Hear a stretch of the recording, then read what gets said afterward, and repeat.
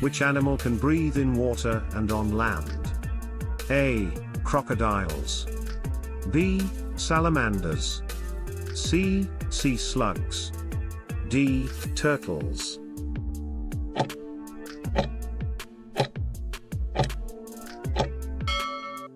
Salamanders, along with frogs, toads, newts, and axolotls, are amphibians, capable of breathing both in water and on land. Their permeable skin aids respiration, adapting well to moist environments, where some species absorb water and oxygen through their skin.